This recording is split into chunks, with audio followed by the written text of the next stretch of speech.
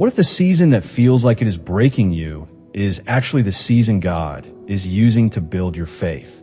There are moments when you pray, but nothing seems to change. You ask God for an answer, but the door stays closed.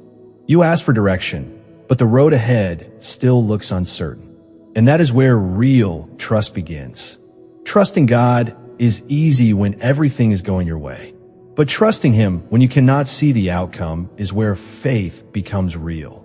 The first thing that happens when you trust God is that fear stops making your decisions for you. Fear tells you to panic before anything happens. Fear tells you to expect the worst. Fear tells you that if you do not control everything will fall apart. But faith gives you another choice. You can say, God, I do not know what is going to happen, but I know you are with me. That does not mean you will never feel afraid. It means fear no longer gets the final word. Psalm 56 verse 3 says, "When I am afraid, I put my trust in you." Notice that the psalm does not say, "If I am afraid." It says, "When I am afraid." God knows there will be moments when your heart feels overwhelmed, but He also gives you somewhere to place that fear. The next time anxiety starts telling you that everything is going wrong, pause before reacting. Take a breath. Pray. And remind yourself that God is still present in the situation. The second thing that happens when you trust God is that you stop forcing what He has not opened. Sometimes we become exhausted because we're trying to make something happen that God never asked us to make happen. We chase the relationship. We force the opportunity.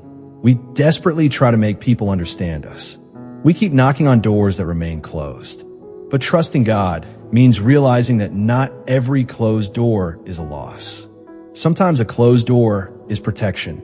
Sometimes a delay is preparation. And sometimes God removes something because He sees what you cannot see.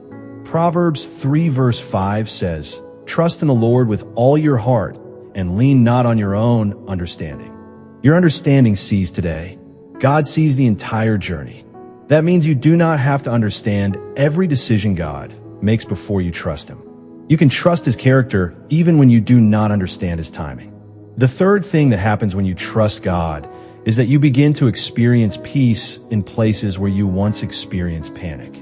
Your circumstances may not change immediately, but something inside you begins to change. You realize that your future is not resting entirely on your ability to figure everything out. Philippians 4 verse 7 speaks about the peace of God guarding your heart and mind. That kind of peace is powerful because it does not depend on perfect circumstances. You can still have bills to pay and have peace. You can still be waiting for an answer and have peace. You can still be walking through uncertainty and have peace. Because your confidence is no longer based only on what you see. Your confidence is based on who God is. Think about Daniel.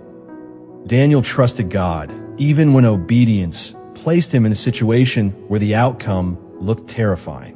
He did not know what would happen when he entered the lion's den. But God was already there. The same God who met Daniel in the lion's den can meet you in the situation you are facing today.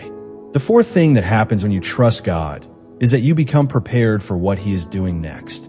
This is the part many people miss.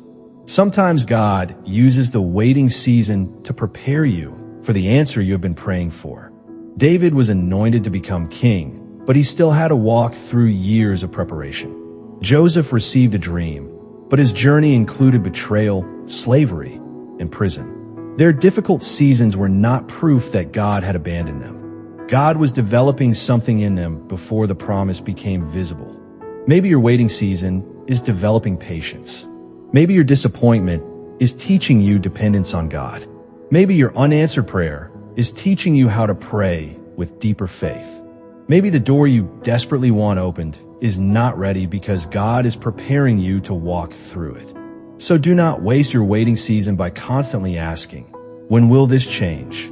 Ask God, "What are you teaching me while I wait?" That question can change everything.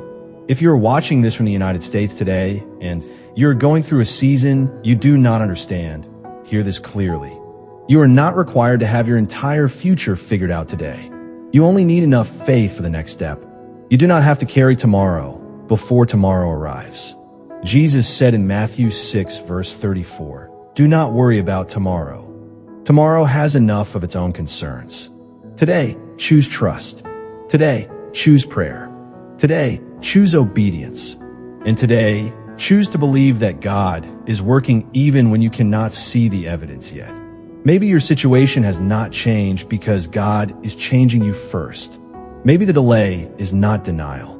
Maybe the closed door is not the end. Maybe the silence is not abandonment. And maybe the chapter you wish you could skip is preparing you for the chapter you have been praying for. So tonight, before you go to sleep, give God the situation you have been carrying in your mind all day. Tell him exactly what scares you. Tell him exactly what you want, and then surrender the outcome. You can say, "Father, I trust you with what I cannot control." That simple prayer can become the beginning of a completely different season in your life. If this message encouraged you today, share it with someone who may be struggling to trust God right now.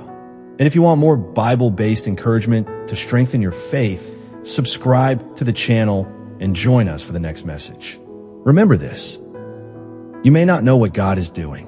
You may not know when the answer will come, but you can know that God is faithful. Keep praying. Keep trusting. Keep walking. Because the God who carried you through yesterday is already waiting for you in tomorrow.